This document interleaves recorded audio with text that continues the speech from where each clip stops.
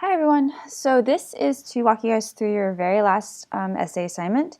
And I know it's been a short course. You guys have done a really nice job getting all of this work done. So this one is a little bit different than the last two. It has a couple of options as far as how you format this. So you guys have been looking at postmodern ideas and issues this week. You've looked at consumer culture, outsider identity, a lot of different views of sort of what it is to be American without being traditionally, American. So what you're going to do is choose one author from this unit, one text, and you're going to an argumentative essay that looks at how that work portrays a thematic issue related to postmodernism. So you're looking at how does the literature fit with this movement that we are currently in, the postmodern movement. You can connect the work to one theme, or you can connect it to multiple themes.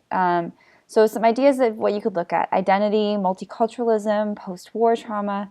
You could look at modern consumer culture, outsider identity, gender issues, social class, race, divide, etc.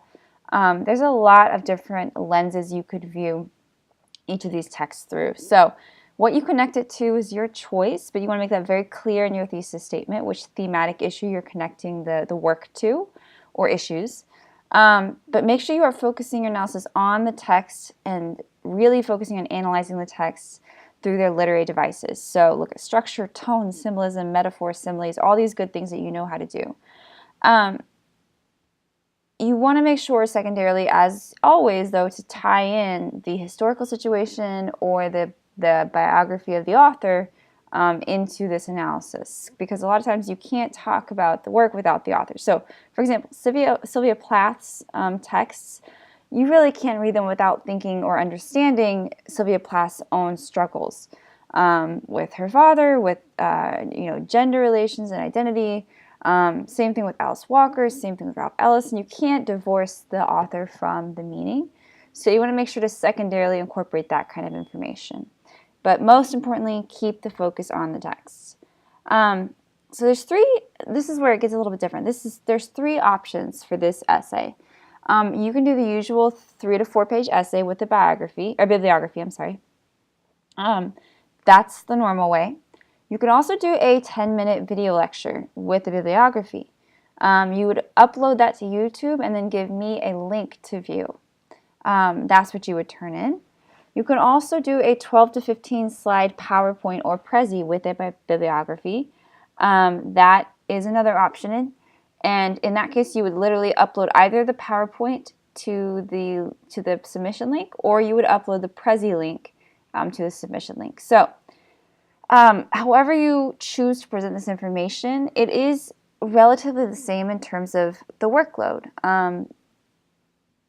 It's just how you would feel most comfortable presenting the information. So if you really enjoy presenting, you enjoy talking, you're better at oral presentation than written, video lecture might be great for you.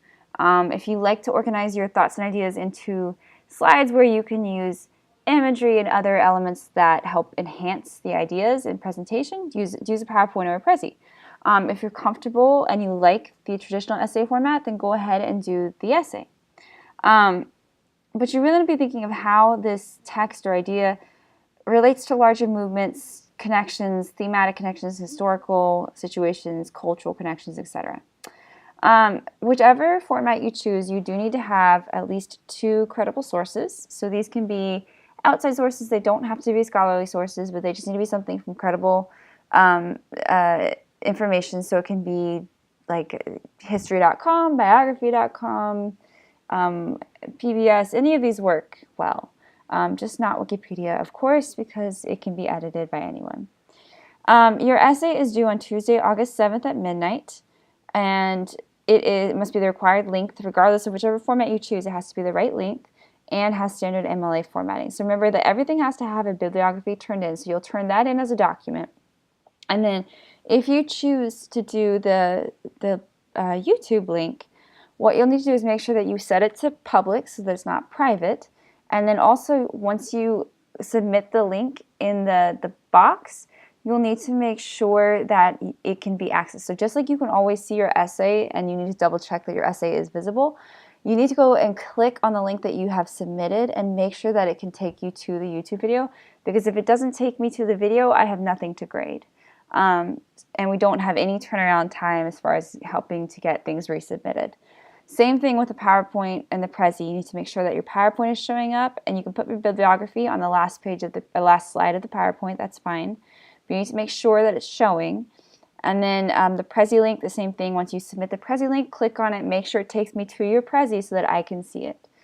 If you can't see it, then I can't see it, and I have nothing to grade. Make sure that everything will be checked through SafeAssign. So do know that it will check Prezis, it will check PowerPoints. And then make sure to write and do the minimum length and use proper citations. So make sure you have the bibliography for everything that you do.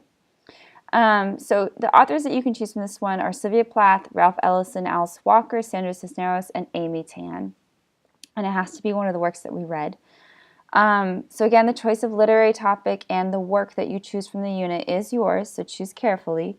You'll need to discuss and analyze the work in depth. So make sure that you are really diving into how the situation surrounding the text and the literary elements of the text are working together to create a particular meaning.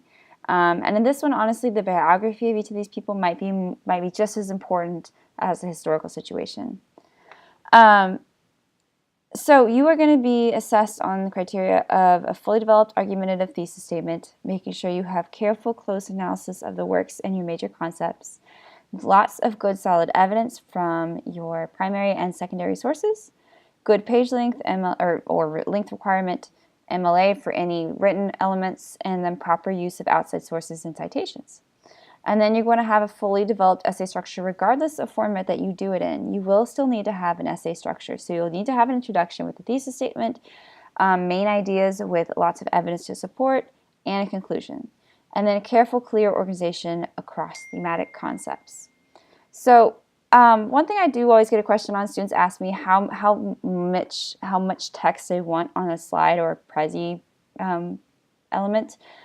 I'm not going to give you a prescribed amount of text that you need to write, but what I will say is that this in general will be about the same length as a written essay. You simply are formatting it in a different way where you're able to use bullets and images and all these different things to kind of illustrate your ideas. So a fully developed essay structure, argument structure will be roughly the same. The same thing with a video lecture. If you're doing that one, I do suggest that you write down your ideas before you present them to the video, simply because I think you'll find that it goes a lot faster than you think it does when you are creating video. So if you have questions about this, let me know, but otherwise your essay again is due on Tuesday at midnight. You will have an opportunity for an extra credit within this unit, and then you'll have an opportunity for an extra credit worth up to 2 points on your overall grade, which will be due the next night, Wednesday, August 8th at midnight. So after that, you are done with this course. And if you guys have any questions about this, let me know.